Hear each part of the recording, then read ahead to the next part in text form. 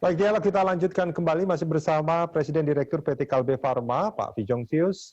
Pak Fijong, ini kalau kita melihat pergerakan saham Kalbe Farma, ini mungkin bisa dibilang salah satu emiten yang sahamnya cepat sekali recovery. Begitu ya Pak ya? Iya. Kalau menurut Anda, apa yang membuat pelaku pasar yakin dengan Kalbe Farma?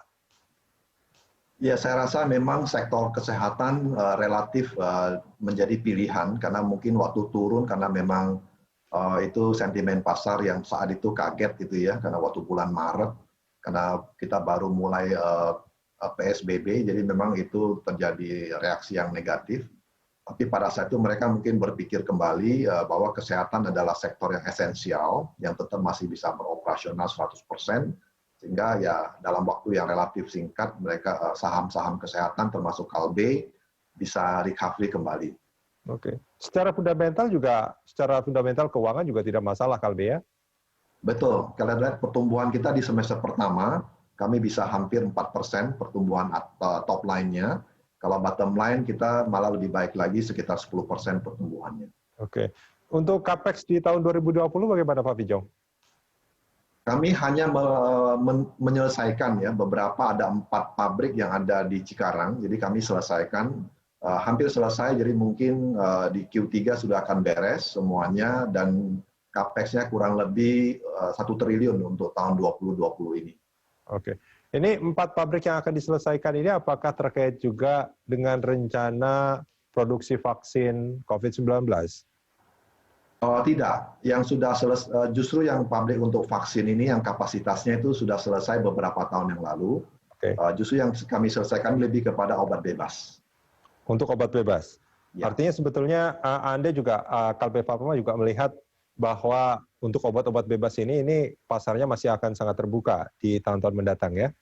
Benar sekali, karena obat bebas ini kan kalau bicara harga sangat affordable ya.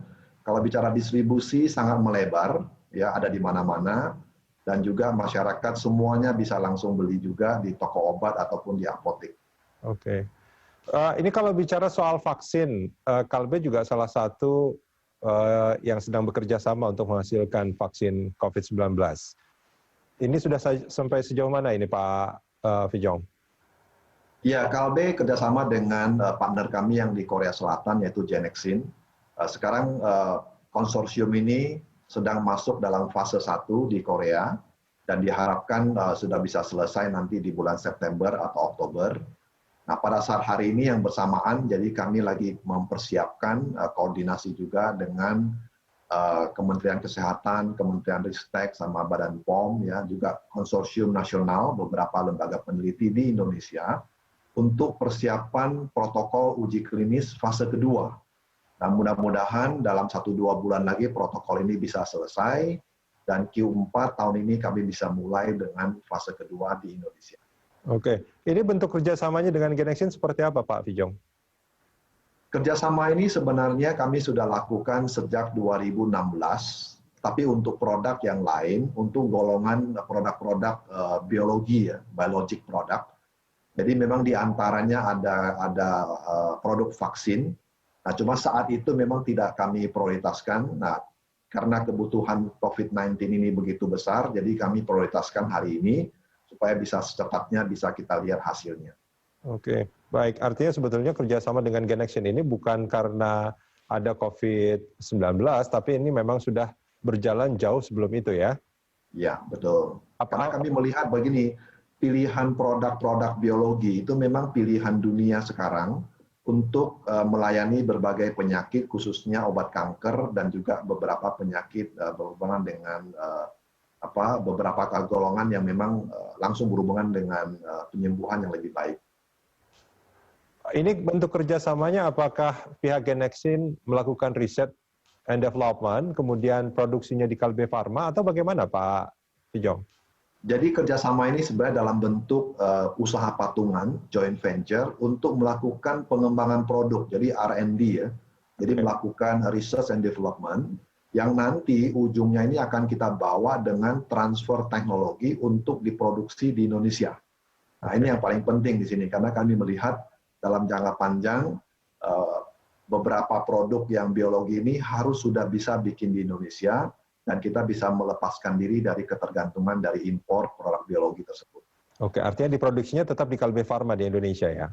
Iya, betul sekali. Oke. Ini kalau kita bicara soal vaksin, ini kan pendekatannya banyak nih dan berbeda-beda Pak Fijong. Ya. Nah, kalau yang dilakukan sama Kalbe Farma, ini pendekatan pembuatan vaksinnya seperti apa?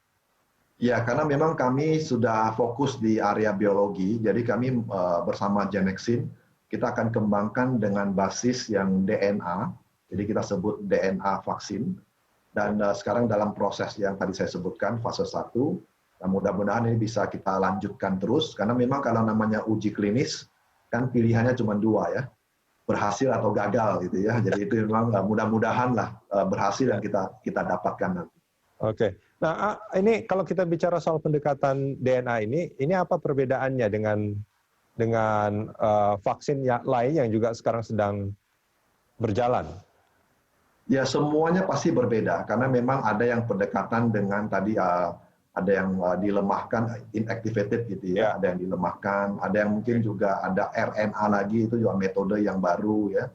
Banyaklah pendekatan protein, jadi memang beda-beda kita bilang platformnya kali ya, atau metodenya, yang nanti berhubungan juga nanti cara produksinya juga berbeda, investasinya juga pasti berbeda, jadi banyak hal yang memang inilah kemajuan ilmu kesehatan ya, khususnya dalam hal penelitian, tapi ujungnya saya bilang yang paling penting kan adalah mengenai safety dan quality itu adalah sama.